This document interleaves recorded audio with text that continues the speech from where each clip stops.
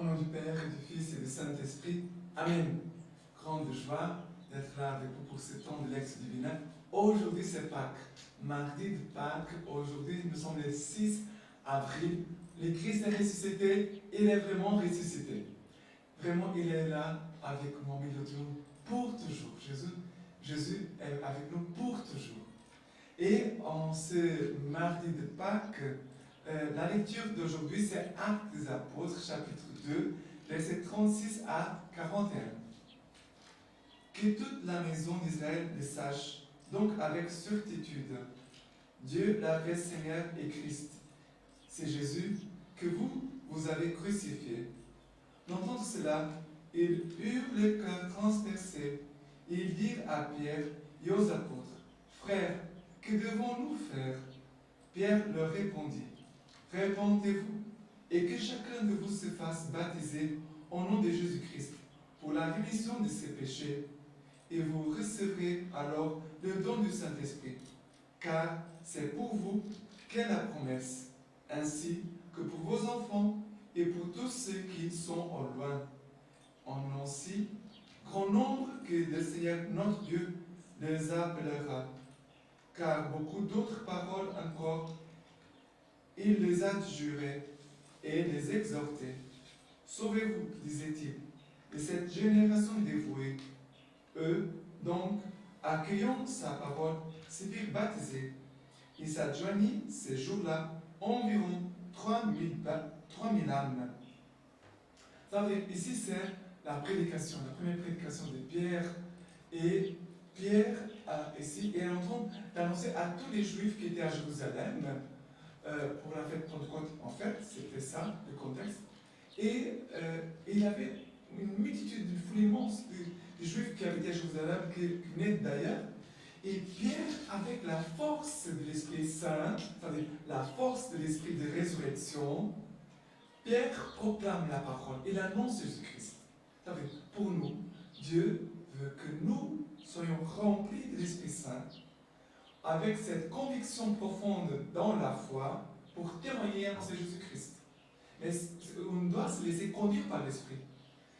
Parce que si on n'ose pas ouvrir la bouche, la grâce ne passera pas. Souvent, il y a des personnes que Dieu appelle, Dieu veut pousser à ouvrir la bouche pour proclamer, annoncer Jésus-Christ, témoigner de Jésus, mais ils n'ouvrent pas la bouche. Ils empêchent l'Esprit Saint de faire son travail, de suivre son chemin. L'esprit de résurrection, l'esprit qui a ressuscité Jésus, et cet même esprit qui vient en nous, comme cette force de vie pour que nous puissions témoigner, annoncer Jésus-Christ. Et Pierre ici d'ailleurs, il va annoncer Jésus-Christ en disant, vous l'avez crucifié, mais il est ressuscité, et maintenant, qu'est-ce qu'il faut faire? Il faut faire se baptiser. Il faut vivre le baptême comme un signe vraiment de repentir, un signe de repentir, pour maintenant amener une vie nouvelle. Mais c'est vrai ici que Pierre dit, répentez-vous, et que chacun de vous se fasse baptiser au nom de Jésus-Christ pour la rémission des péchés. C'est bien concret ici.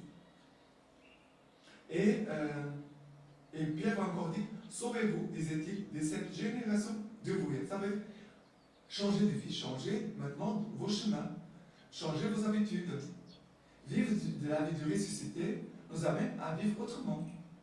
On ne peut pas vivre de la même façon. Et ici, vraiment, c'est l'Esprit Saint, l'Esprit de vie, de résurrection, qui vraiment va nous faire grandir la vie de l'Église, faire grandir la mission, faire grandir notre vie spirituelle. On doit demander l'Esprit de ressusciter sur nous tous. Et que cet Esprit, on le laisse libre en nous.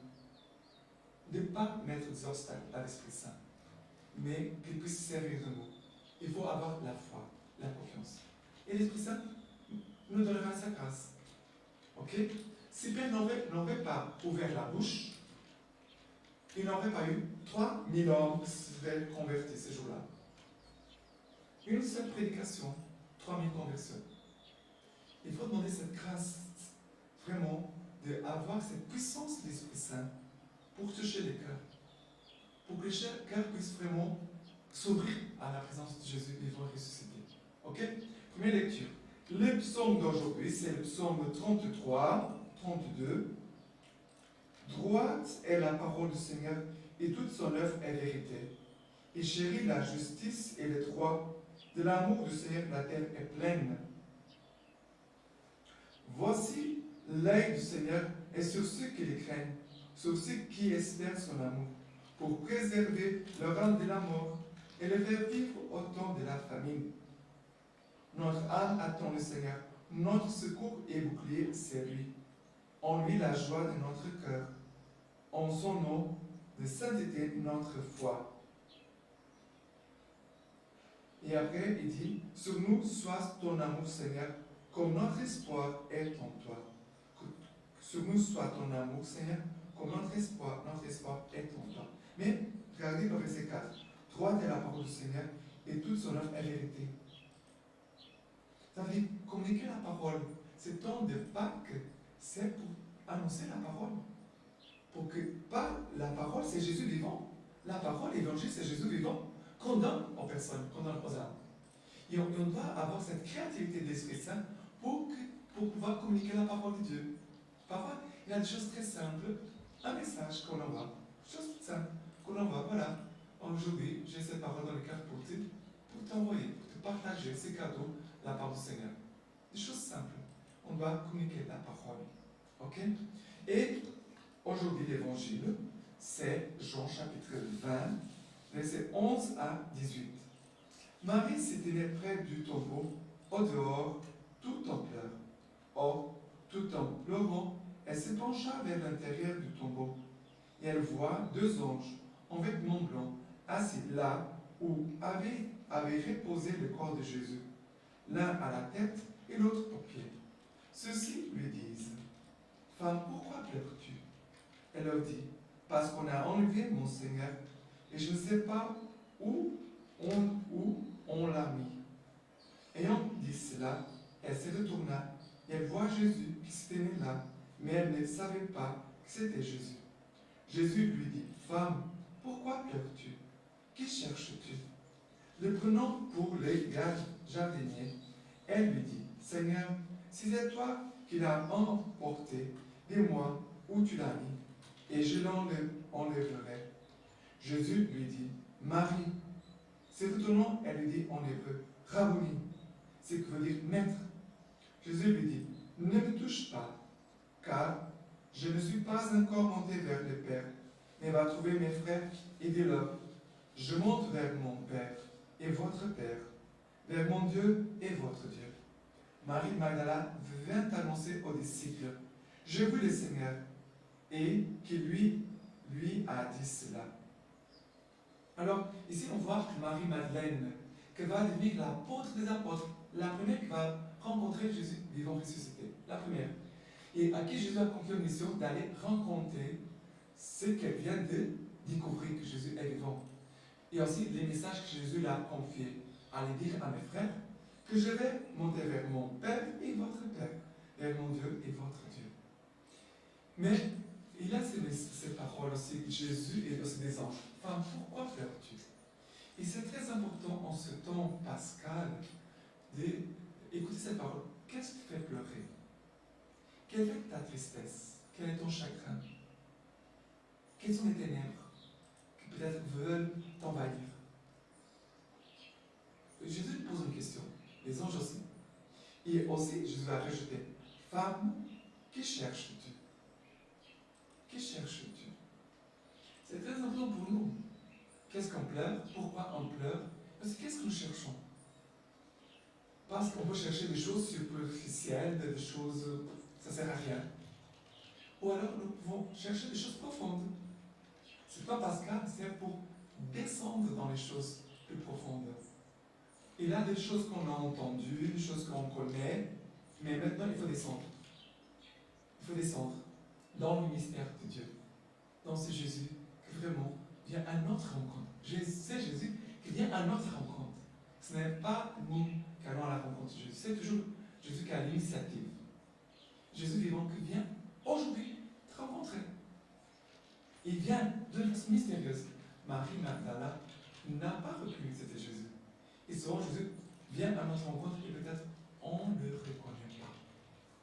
C'est pour ça qu'on doit demander vraiment d'avoir un cœur éveillé dans la foi, pour être attentif à la présence de Jésus vivant ressuscité, qui passe aujourd'hui devant nous. D'accord? Très important. Et Marie, après, va courir pour témoigner, annoncer aux apôtres que Jésus est vivant. Marie est l'apôtre des apôtres, Marie Magdalène, mais elle aussi la femme de la joie. Marie-Madeleine passe des pleurs à la joie pascale. Et pour nous, c'est la même chose. On devait avoir toujours un visage rayonnant, un visage pascal. Pour nous, les chrétiens, c'est ça. On devait avoir toujours un visage pascal, rayonnant, Jésus ressuscité. J'ai vu le Seigneur. Ça doit être marqué ici sur notre front. J'ai vu le Seigneur. Jésus vivant, bien sûr, non pas Jésus mort. Voilà que c'est que le Seigneur veut nous confier aussi commission à chacun de nous, comme il a confié à Marie Magdala. Et la vécu patristique d'aujourd'hui, il fallait que le Christ souffrit pour entrer dans sa gloire, de Sainte Athanase. Puisque la Sainte Écriture avait, dès le début, prédit la mort du Christ et les souffrances précédant sa mort, elle prédit aussi ce qui arriva à son corps après la mort. Et elle prédit que c'est Dieu à qui cela arriverait, demeurerait impassible et immortel. Autrement, il n'aurait jamais été Dieu. Cependant, il fallait que le Christ souffrit. Il était absolument impossible que la passion n'eût pas lieu, comme lui-même l'a affirmé, lorsqu'il a appelé lents à croire et inintelligents ceux qui ne savaient pas que le Christ devait souffrir ainsi pour entrer dans sa gloire. En effet, il est venu pour sauver son peuple, en renonçant à la gloire qu'il avait auprès du Père avant le commencement du monde. Ce salut était la perfection qui devait s'accomplir par la passion. Ici, ce salut était la perfection qui devait s'accomplir par la passion. Et maintenant, je vous laisse la bénédiction par les mains de Dieu, la Vierge Marie. Que Dieu vous bénisse et vous garde, le Père, le Fils.